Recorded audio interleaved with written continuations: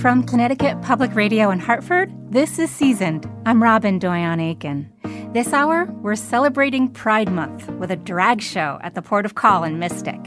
I'll talk with Chef Renee Touponce, a two-time James Beard Award semi-finalist. She was nominated in the Outstanding Chef category this year. She didn't take home that coveted medallion, but there are likely more nominations in her future.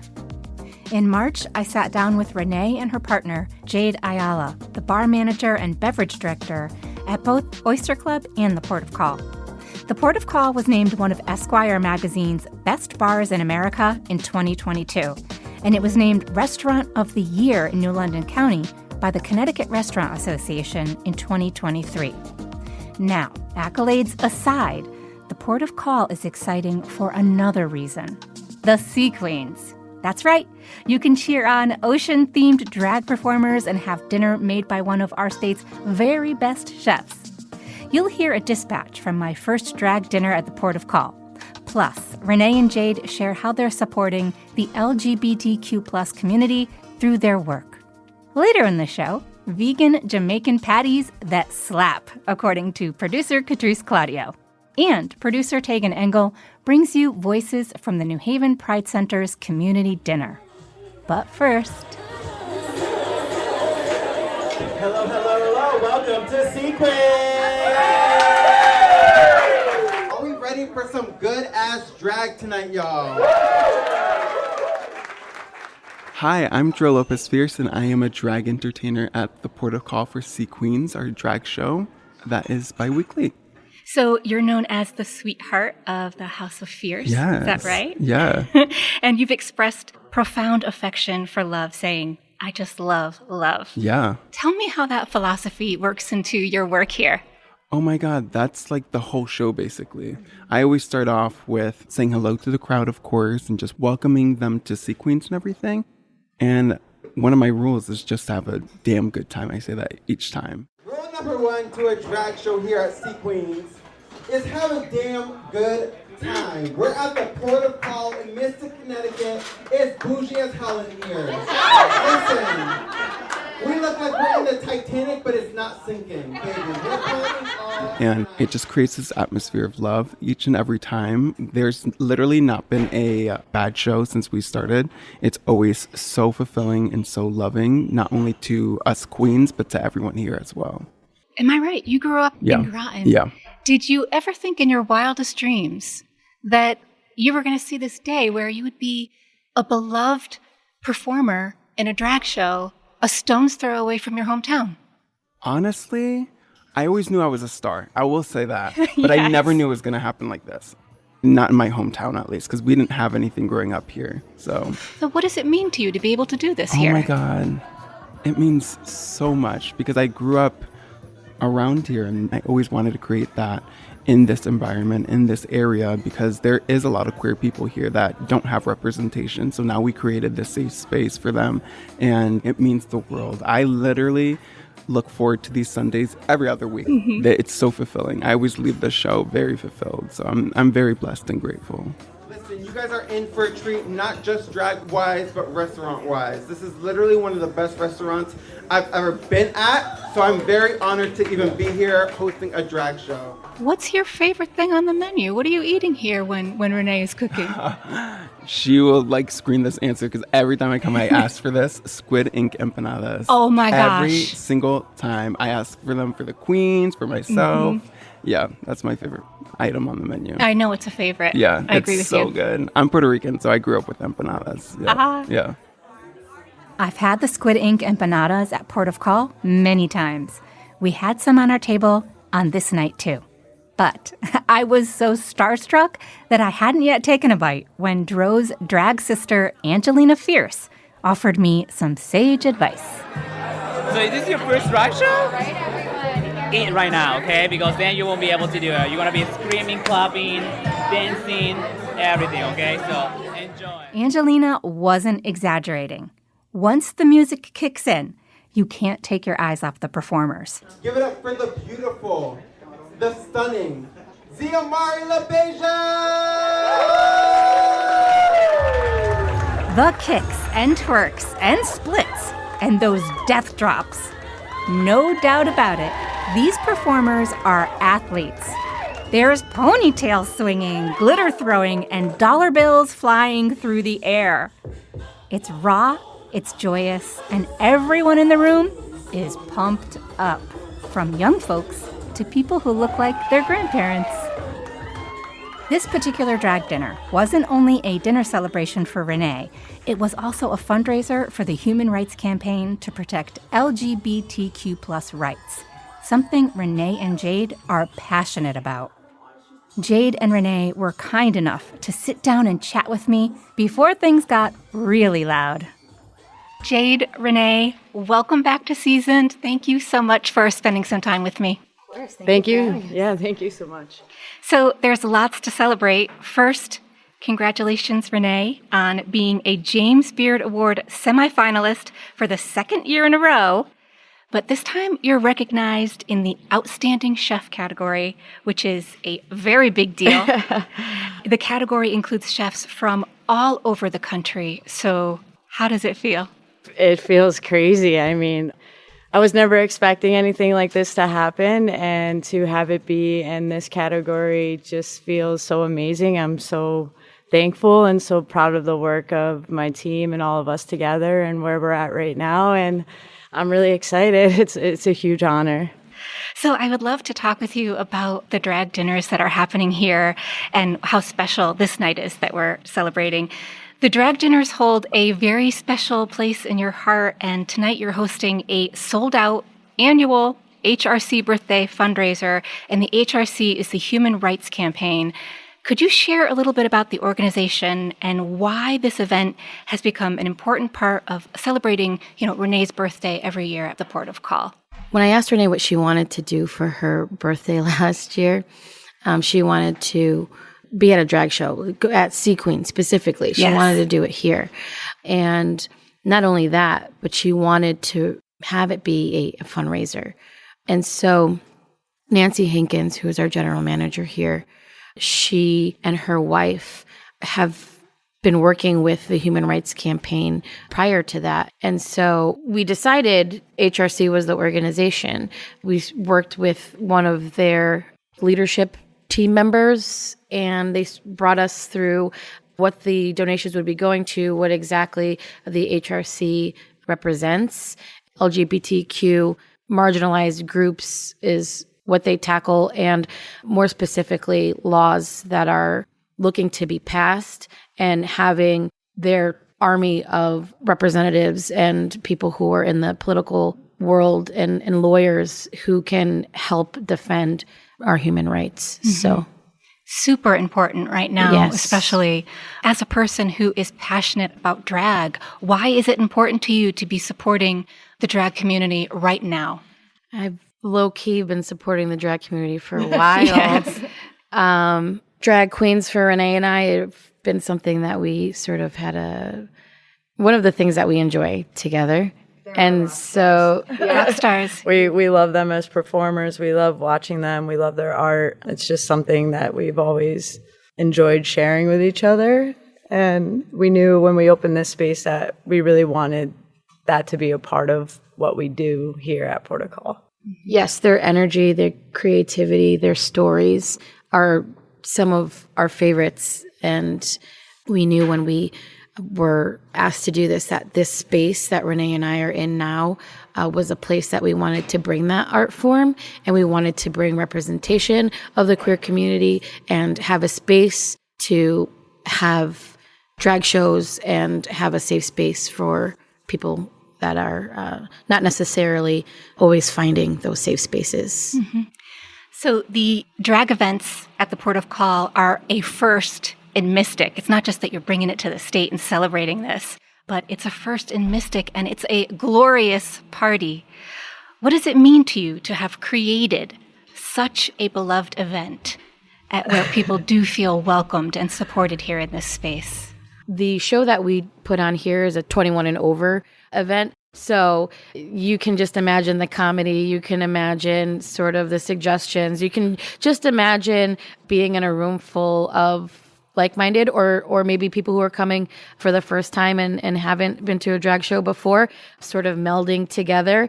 It feels like a sense of community. It's hard to describe, but it feels like there's just more than you. You know, you feel the energy from other people's and all the souls in the room, and it's really such a wonderful time. And what better way to do it over food and drink with so much that you sort of think of the joys of being in restaurants and being with your loved ones. But same thing for drag is strangers are coming together in this space, and there's music and there's dancing and there's costume changes and there's crowd participation. There's wigs and boas, and that's not just for the queens, it's for the guests who are attending and people let their hair down. Yeah. And it's a magical place to be. So. Yeah. It's like what it feels like to be in any art community where, I mean, just absolutely. like the makeup, the athleticism, it is amazing.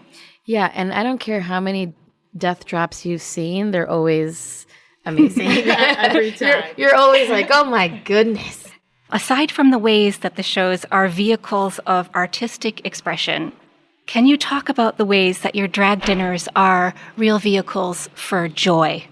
Absolutely. I think it's a place where everybody can come together and, queer or not, you are able to just let your hair down, as Jade was saying, and be free and be who you are and feel like there is no judgment. And it's just like everything outside of these walls in this moment doesn't matter. We're all in the same room having a good time together and just living in the moment. And at the shows, it's really, really phenomenal. I always find this moment in the night when you look up and you can just see the joy radiating from people's faces, and they're just the glow in their smiles, and they're just so happy to be here. And that's what feels so good, is just like we're bringing all types of people together to be free and be themselves, and just in this one moment let go of everything else that's happening and outside of these walls. Yeah. And I think that's woven into the fabric of drag as well as drag entertainers. I've never been in drag, but you hear a lot of stories and also from the performers and artists and queens that we've encountered that drag is a form of expression, and that allows them to, without necessarily other people knowing, they pull that out of you as well while you're here. So that's super nice. Yeah, like it's impossible not to feel that. Yeah, It's of course. Yeah. It's amazing. Yeah. You also mentioned the food part of it. So the fusion of drag performances and dining might bring to mind drag brunches. And they're never really about the food, they're really about the performance. But when a person comes to a drag dinner at the port of call and Renee is cooking, it's kind of about the food too. So I wondered, how do you prep for a drag dinner? How is it different from any other, Saturday date night? What are you both doing to make sure that you have an A game for the drag dinners?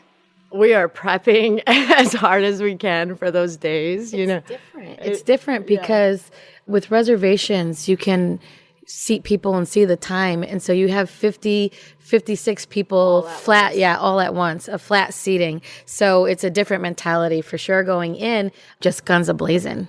Like Jade was saying, we know that all the tickets are all coming at once, and you're trying to do it fast and efficiently and making sure that everything is still as delicious rather than being scattered. It's all at once. So That's exciting for us. A little bit of pressure. Yeah. We love it. I mean, we got a few under our belts now that, we're getting more and more comfortable with it, and, we love it. What's the menu like for tonight? What did you plan for your birthday celebration? We have some new items on our menu that we're really excited about. We got some empanadas, some mofongo. Our menu celebrates port cities from all around the world, so we just do our best to serve delicious food.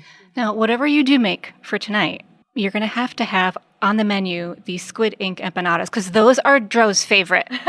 They're on there. They will be there. It's true. She loves them. She loves them. Yes. You mentioned a few things on tonight's menu, which reminded me of a menu that I read about. And I want to ask you about, not only have you and your team brought drag to Mystic, but you also brought drag to the James Beard Foundation. So last year, Renee, you had the honor of participating in the Chef in Residence series at the James Beard Foundation kitchen at Platform Pier 57 in Manhattan. On the first night, you and your team presented a cherished tradition, which was the pig and oyster dinner. Yeah, so I oversee Oyster Club and Port of Call. Yes. So I wanted to make sure that the nights that we were there, that one night represented Oyster Club, and then the next night represented Port of Call to the fullest. And the pig and oyster dinner that we do at Oyster Club is what we brought to the first night at the Platform. And then your menu on a different night featured empanadas, the bacalaitos, the pinchos, and you paired that with the first ever drag performance that the James Beard Foundation kitchen probably has ever seen. Yes. How did it feel to not only showcase your culinary heritage, the food you grew up eating with your mom and stepdad at the prestigious James Beard Foundation, but also to pioneer their first drag show there? Are you single-handedly maybe bringing the James Beard Foundation into the 21st century? I knew that, we were asked for the residency during Pride Month, and we were at the end of Pride. And I thought that it was really, really important for us with the opportunity in the platform that we had. And, I really wanted to make an impact in that space and share the drag community and the art and what's important to us here at Port of Call, important to me and our team, and celebrate that in that space, especially at a time like that. And it just so happened to fall in line with the Pride Parade in New York City that our queens were able to attend, and it just felt right. And I'm very proud that we were the first, and I hope that there's many more to come there. Yeah, the Sea Queens had a special role in that parade, correct? Yeah, they got to be on the Human Rights Campaign float, which it was such an amazing experience for them, and they were honored to be there, and I think it was such an incredible experience for them. So if this isn't too much like asking about a favorite child, I would love, before we go, to have you tell me, who are your favorite drag performers? Oh my gosh. Who really resonates with you? So what's really fun about that question is when the James Beard Foundation asked us to bring Sea Queens for Port of Call, Dro, who is the host of Sea Queens and a remarkable human being, and we couldn't have pulled this off without their vision and their artistry and their love and their talent. They said, what 3 queens would you like to come to the James Beard performance or show? We said all of them. Yes. Yeah. We couldn't choose. We had 6 of our house, our OG original Sea Queens, roll up to New York City because we couldn't choose. But there are a lot of incredible drag queens in Connecticut that have yet to perform here, which we love a chance to sort of harness that and get some other really wonderful individuals and show people in here. But outside of that, we have an affinity for Sasha Velour, who I think is just such a polished and very talented, hyper intellectual human who we appreciate their art. Renee's birthday cover, she is in drag and she is presenting as Sasha Velour. So I didn't mean to speak for both of us, but I think, we would say Sasha Velour. But I mean, whenever we travel, we try to go to a drag show if we can, whether we're in Canada or Chicago or Puerto Rico or wherever. And, you always fall in love with the girls in the show. And so all around. Renee, I wanted to ask about the photo session where you embodied Sasha Velour. I felt alive. I felt beautiful. I mean, I represent, I think, pretty gender fluid, if not a little more masculine than feminine externally. So as Jade was saying, one of our favorite drag queens is Sasha Velour, and I wanted to do something special for her.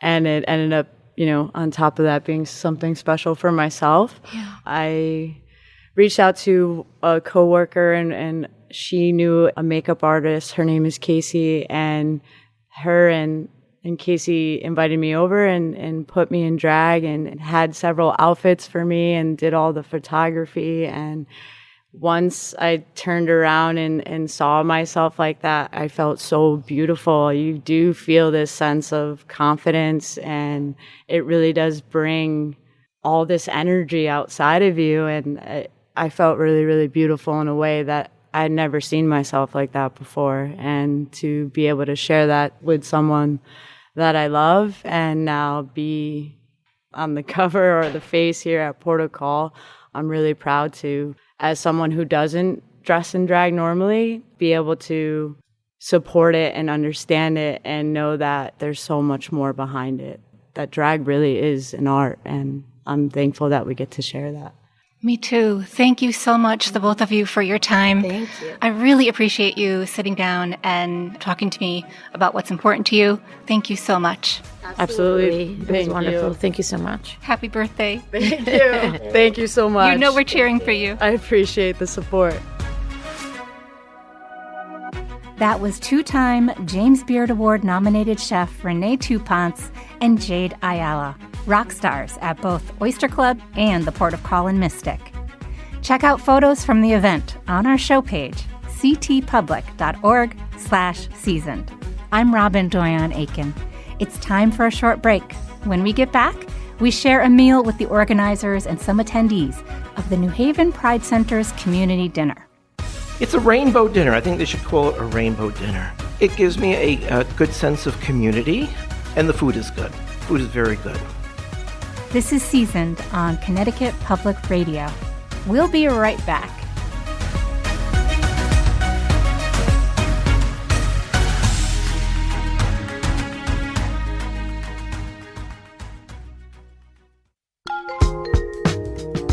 Welcome back to Seasoned, everyone. I'm Robin Doyon-Aiken. Did you catch Catherine Chen's conversation with Juan Carlos Soto on Where We Live last week? JC, as he's known, is the executive director of the New Haven Pride Center. It's one of the few dedicated LGBTQ+ centers in the state.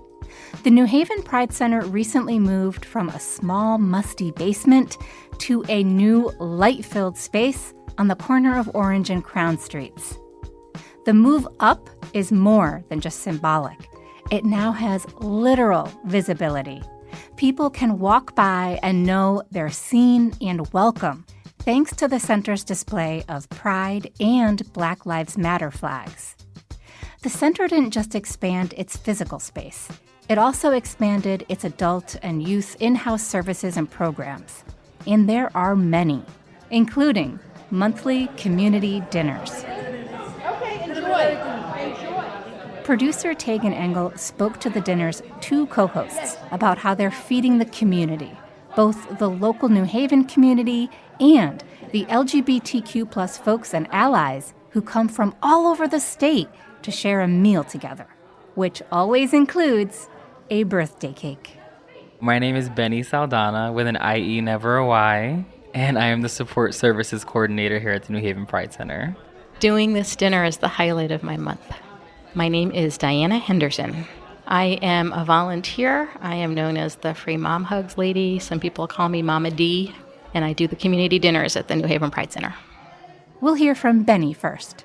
Hi, Benny. Hello. In a nutshell, the Pride Center is an LGBTQ+ prioritized community center that is very committed to our roots of supporting the community in Greater New Haven with support services, youth services, affinity spaces, and exceptional programming, if I will.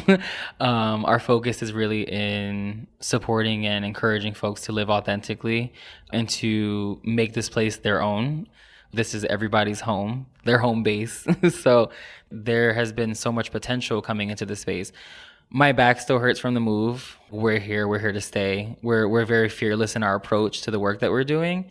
Our community dinner, for example, is another great example of something that's gonna support people in finding their community. So lots of the great things happening in this new space and lots of amazing things to come, apparently. Yay, amazing. Slay. The community dinner is very straightforward. It's a 90-minute event that focuses on encouraging folks to meet people and to be authentic and to be comfortable in a space where most people usually don't know each other, right? It encourages organic and insightful conversations. And so it's just like a lovely place for like people to form their sense of community and find their sense of chosen family, which has been a luxury to all of us because we've also, the staff, have been incorporated into this thing, right? It was for the community, it is for the community, but we are also the community. So this has been an amazing way to incorporate ourselves even more into our community that we serve. What do you personally enjoy or get out of the dinners? Besides free food, for me, as someone who works a lot in the background of these things, it has been so rewarding for me to see that, my hard work has really paid off. My openness and willingness to collaborate with people in our community, like that don't have to be professionals in the field, right? These are people who like live amongst us. And for example, Diana and I met at one of my drag shows, and that happened very organically. And then she pitched her idea to me, and here we are. I've been able to learn so much because this kind of thing also didn't exist for someone like me who's still very young in the LGBTQ plus experience. I'm still learning so many things and experiencing so many new experiences. I also realized the people coming to these dinners were inspiring me to take different approaches to developing like my sense of community and who I feel is chosen family. Who would have thought themes like this would occur at just what you would consider just a dinner? Amazing things are happening. You'll see it tonight. And we did see it. You'll hear from some of the attendees of the dinner in a moment. Next, Tegan talks with the dinner's co-host, Diana Henderson, about what inspires her to give so much of herself to this community, both her time and her coveted mom hugs. I am what I call in my volunteer era, and I am doing a lot of volunteer work with food insecurity with about 5 or 6 different organizations, and I've also been doing free mom hugs at Pride events for a few years. This past year, things just felt different with all the hateful legislation being passed. So I was trying to find something more to do. So I reached out to my friend Benny, and then I saw an interview with Jinx Monsoon and Ben de la Creme talking about what led them to do their holiday show. Jinx Monsoon is probably at this point the world's most famous drag queen. And Ben de la Creme is another very famous drag queen from RuPaul's Drag Race who is actually a native of Connecticut. And Jinx and Della do an annual holiday show, and it came to New Haven last year. Ben de la Creme said that although we had a picture-perfect postcard family, he was not comfortable going home for the holidays. So he put together a show so he could tell his family he had to work. And he looked out at the audience and said, I'm making a place for myself. I've made a place for all these other people. And I just said, that's it. That's what I want to do. And I presented the idea of the community. I called them family dinners, like a traditional Sunday family dinner. And I said, they have to be every month because I want to bring a birthday cake. And I want to celebrate the birthdays of everybody born that month because I can't stand the idea that there is anybody who doesn't feel like there's somebody who cares that they were born and that they're here. Can you just tell us how the dinners work? I do a lot of cooking is how the dinners work. Like this morning, I think I started scrubbing and chopping vegetables about 6 a.m. And that's after yesterday I made the birthday cake and the low-carb zucchini bread and the barbecue beef. And then 6 o'clock this morning, I was up scrubbing and chopping vegetables. It's homemade from scratch. I try to sneak veggies in wherever I can. It's that mom thing. What do you notice or hear from people about what these dinners mean to them? When I first said that I wanted to do a birthday cake every month, I felt really cheesy. And I had absolutely no idea how meaningful that birthday cake was going to be. Okay, you ready? 1, 2, 3.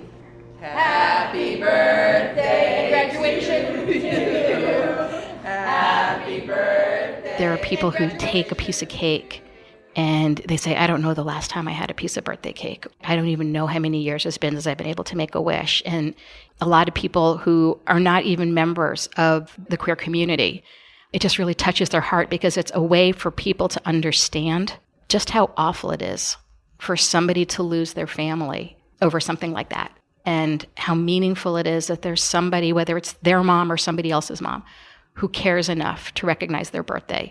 And people will come over and they'll tell me, my birthday's next month, I want such and such. And they'll put in requests for certain foods, and it's the birthday feel. That's beautiful. Thank you. Your shirt says free mom hugs. Yes, it does. I feel actually really silly. So I don't even know how many years ago, maybe 6 years ago, I started reading articles about people who were going to Pride events and just giving out free mom hugs. All of these people who lost their families, people who say, my mother won't say my name. My mother won't touch me since I came out. My mother rejects me. So moms all around the country started going out and giving out free mom hugs. And I said, I need to do that. And Chasten Buttigieg, Pete Buttigieg's husband, was at a hotel where there was a free mom hugs convention going on. And somebody asked him in the elevator, what is this free mom hugs thing? And without blinking an eye, he said, just a bunch of moms going around keeping queer kids alive. And I thought, I'm so happy to be able to do it, and I'm so sad that it's needed. Yeah. How does this affect you? How does this not affect me? I love seeing people's faces and the fact that people from teenagers through seniors come in, not just every color of the rainbow, but every shade of every color of the rainbow. And I'm just a mom doing what I love. And it's making people happy. Happy birthday and graduation, dear everybody, including Harvey Milk. Happy birthday to you and graduation too.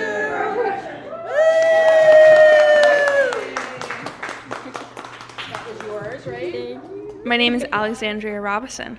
As we get older, not all of us have birthday celebrations, so somebody getting singled out to be celebrated, that's really wonderful. My name is Orion. I love the birthday cakes. They're so fun. My birthday was in March and I turned 20, and they sang happy birthday, and I just kind of sat there awkwardly because I was like, oh my gosh, people are saying happy birthday to me. This is so nice. In New Haven, I don't get a lot of sense of judgment for being queer, which is wonderful, but there's always another level of relaxation when you don't even have to think about it, when you can just be around other people who just get it, and it's not a question. My name is Adrienne Huck. I think it's special that they're intergenerational. I've been in a lot of youth spaces, specifically LGBTQ youth spaces or BIPOC youth spaces. And so, then expanding it to be just open to anyone in the LGBTQ community locally is special. And, also just being able to see LGBTQ elders is not something that happens frequently. So I think this is a special space to be able to do that and, a barrier-free kind of event that people can show up to as themselves. Hi, I'm Paul Najeko. I'm a gay male of a certain age and body type, and sometimes there's discrimination within the community. But this event, you have all ages, all backgrounds, and it just feels like, you're part of something.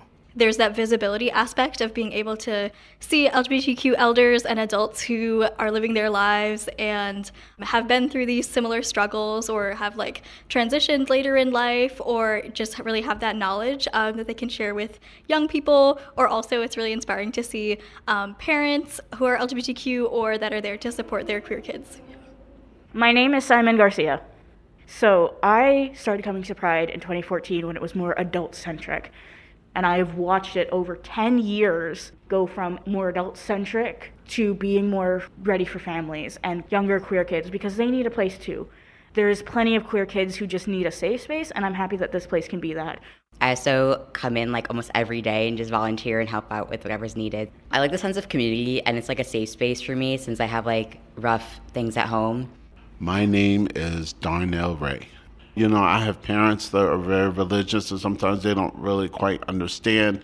Now I'm finally out and I can be myself. I can't be no other person but me. So I was too shy because I've been down this way and I was like, should I go in or shouldn't I go in? So when they told us about the Pride dinners that they have here, and I said, why not?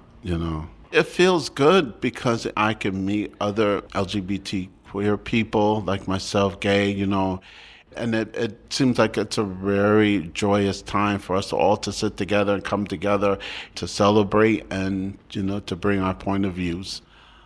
I have enjoyed the company, I enjoyed the food, I enjoyed meeting different people, and I enjoy socializing. Yeah. I'm CJ. I'm often in the neighborhood downtown here. I had heard about the first dinner as it was being organized by Diane, and I've wanted to meet people in the area, which is difficult for me. So I tend to need to, run into people regularly and just sort of pick up their vibe over time. And the community dinners allowed me to do that. And also that I've had some food scarcity. I'm on food stamps. The budgeting of those can be difficult. So it helps that the dinners are towards the end of the month when I'm likely to. The budget's tighter, so it's an eclectic array of foods and people. It's an accepting group of people too, so I feel safe here and welcome. I'm grateful that they're here and doing this work and making this more of a community center and being so involved in helping people. The entire spectrum of people with different incomes and backgrounds and age groups. I'm grateful that the organization's thriving. That means a lot to me. It's a rainbow dinner. I think they should call it a rainbow dinner. It gives me a good sense of community, and the food is good. Food is very good. And big thanks to Diana, the chef.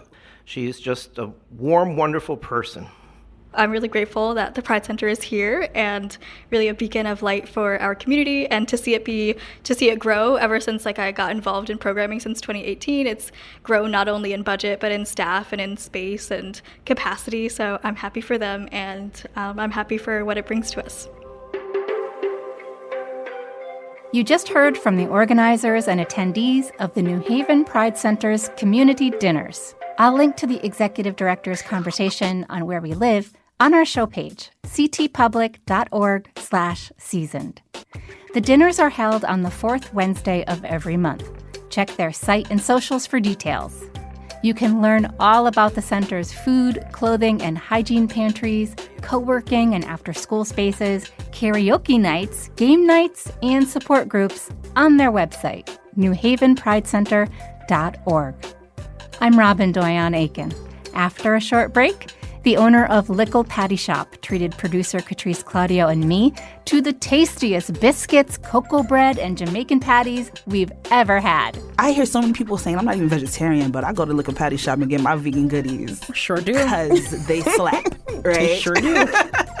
You're listening to Seasoned on Connecticut Public Radio. We'll be right back.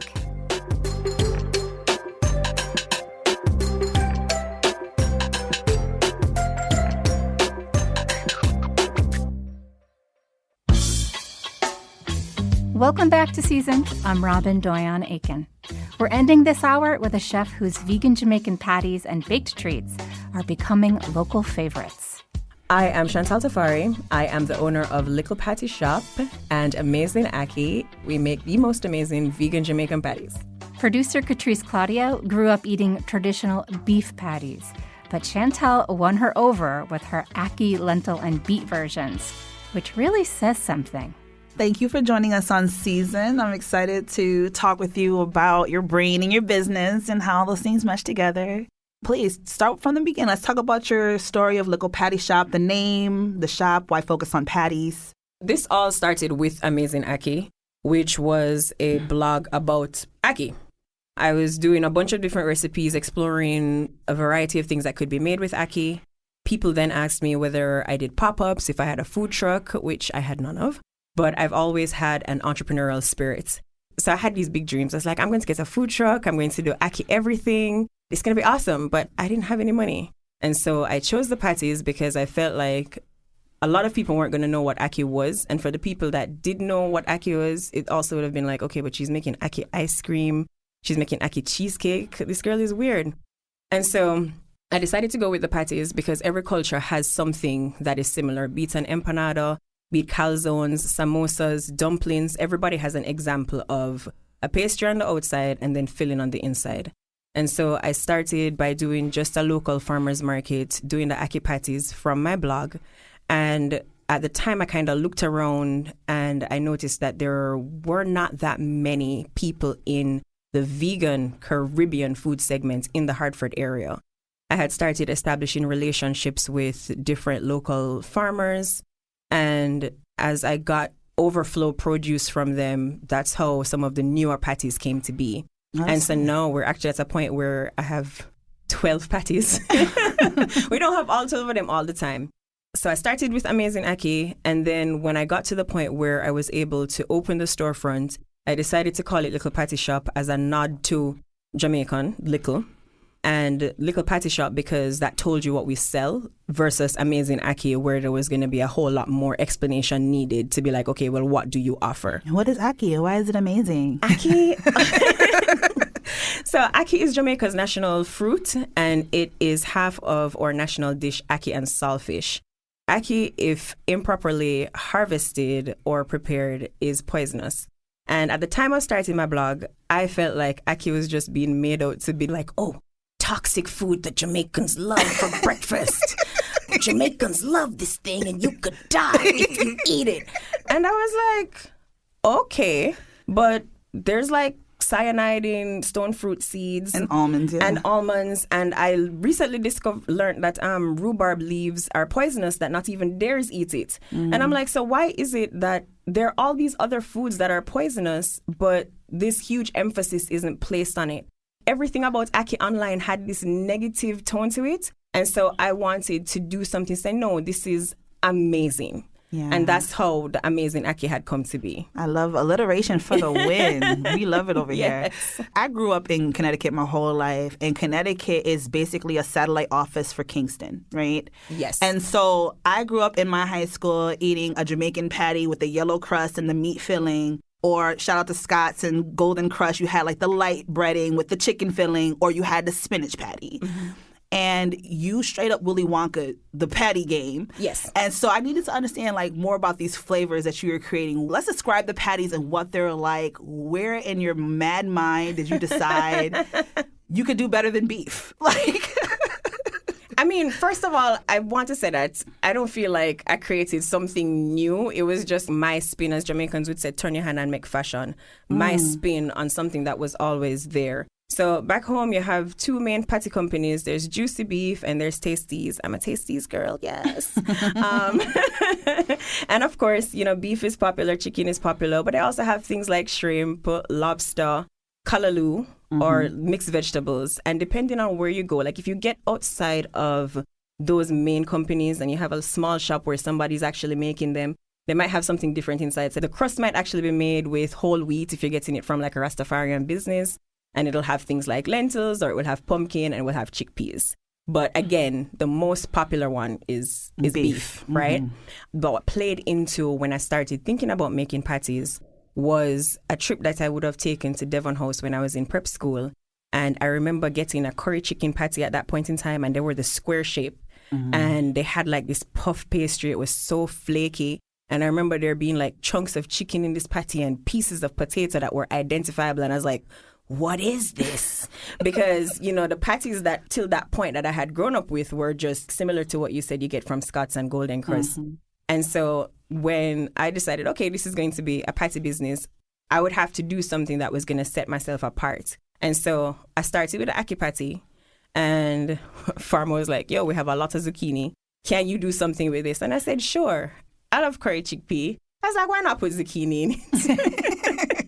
No rhyme or reason necessarily. And then they also had eggplants. And I was like, all right, eggplant is a meaty vegetable. It can hold up to like some seasoning.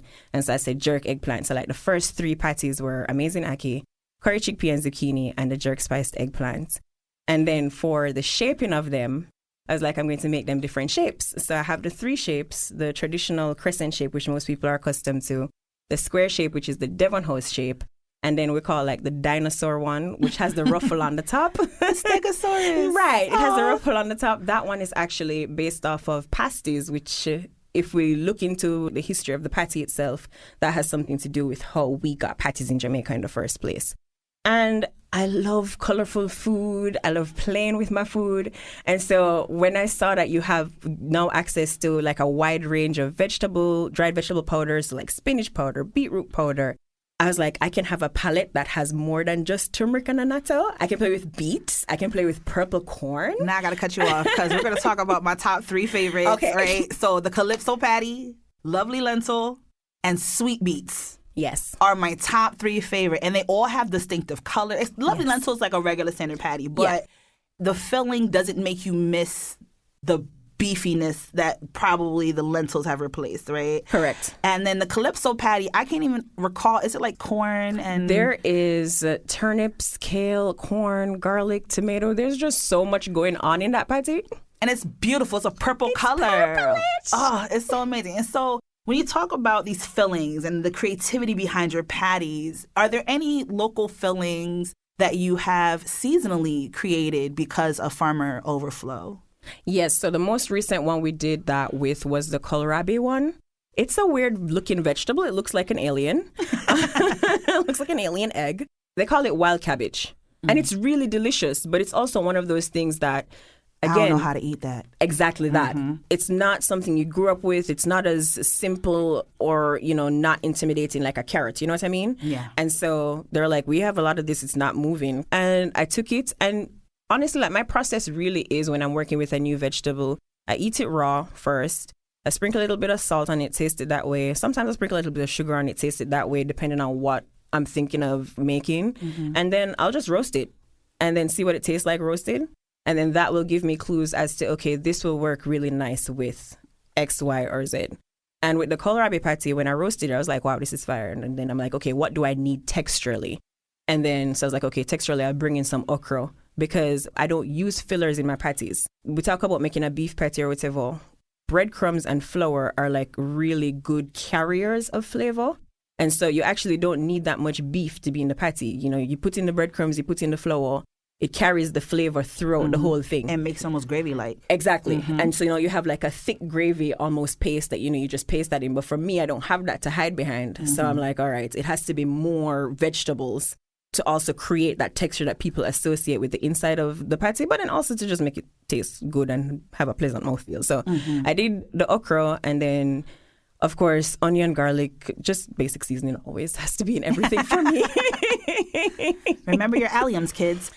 So listen, you are known for making these patties now, but you actually cut your teeth in the game as a pastry baker, correct? Yes. Awesome. So can you tell me more about your baking journey and how that's played out in this store, the Local Patty Shop? Because again, your brain and your creativity when it comes to your menu is unmatched. I'm not gassing you. I'm being very real. I don't know many people who take the risks on creativity in their food the way I've seen it in this store, to the extent that with some of your sweets like the toasted banana pecan cookie or the guava orange scone, where do those flavors get inspired from? Sometimes it's just tasting something or having a memory of something.